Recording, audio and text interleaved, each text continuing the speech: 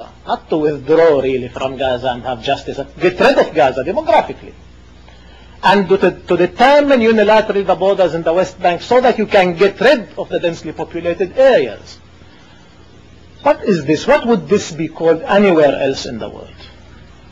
If you count people, you consider them a demographic problem, you want their land, you don't want them, it would be called racism everywhere else in the world.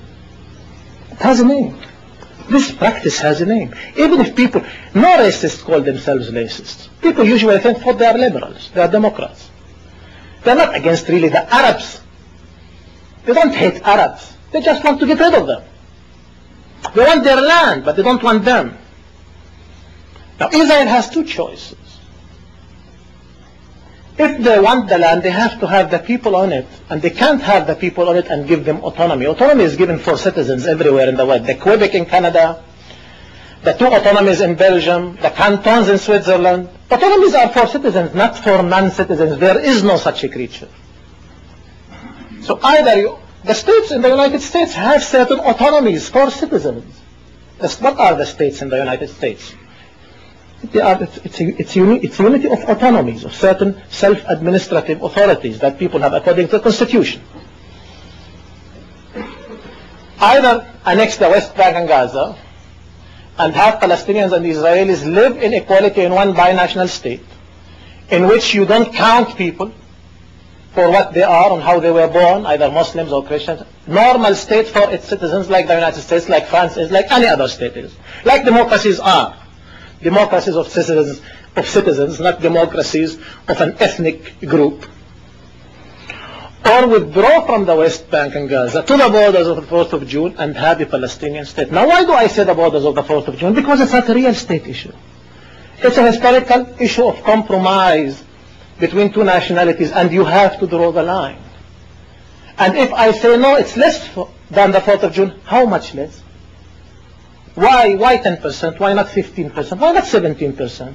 Why not give them all the land and just leave the cities and villages, the densely populated and right concentration camps, like ghettos, around them fences and walls and checkpoints?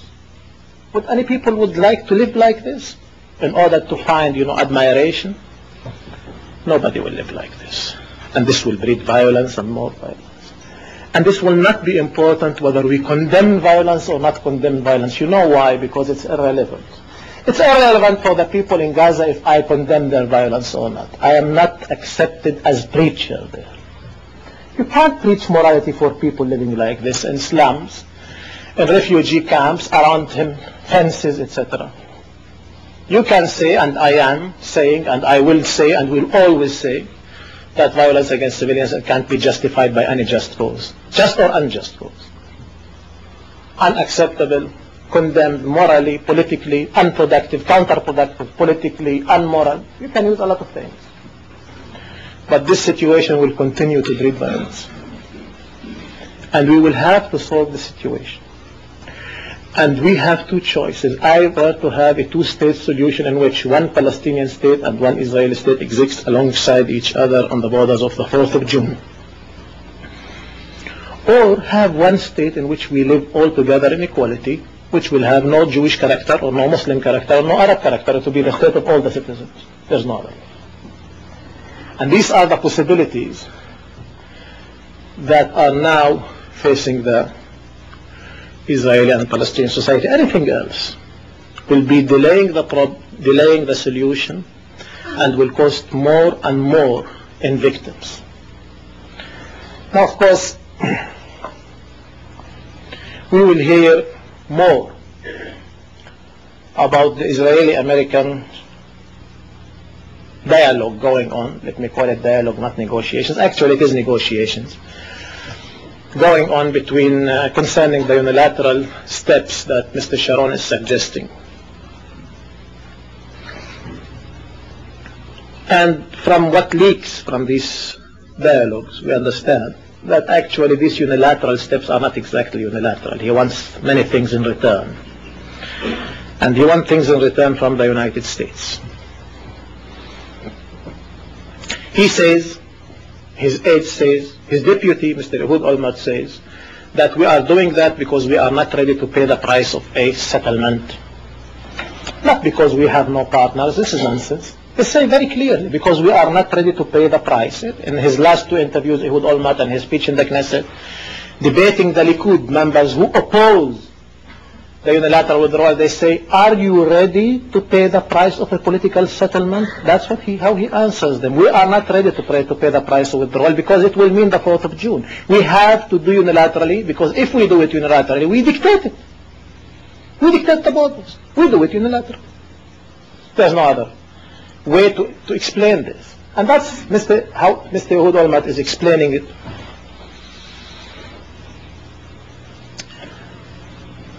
Because he has not only one partner, he has the majority of the Palestinians as a partner for the borders of the 4th of June. Not only he has no partner, he doesn't, or it's not true that he has no partner. He has the majority of the Palestinians as a partner for a solution along the borders of the 4th of June 1967. So, unilateral redeployment of forces actually in Gaza in order to dictate unilaterally the borders in the West Bank.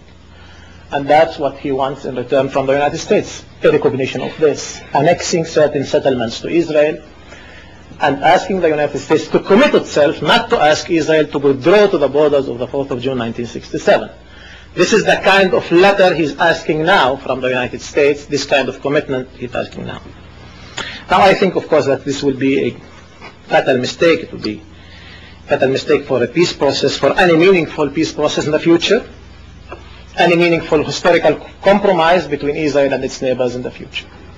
This is one. Second, we usually had a debate with the United States, not so organized. It should be organized in the future, concerning its policies in the Middle East and so-called unconditional commitment the United States has for Israel. This is debatable. We can argue about this, how it emerged historically after 1967. It's a long story, why and how, etc. But one thing is certain in the last few years, at the time of this administration, is that the United States is not only generally committed to Israel anymore, it's committed to the right wing in Israel. This is new. And it's absolutely committed to the right wing in Israel, and this is absolutely new. In the past, certain administrations, like the Carter administration, the Bush-Baker administration, expressed critique concerning Israeli policies in the Middle East when the right wing was in the government in Israel, Mr. Shamir, Mr. Begin, and Camp David. And the critique was influential, was important, and it had results. It wasn't pressure. There was no need for pressure. Only the critique already brought result. This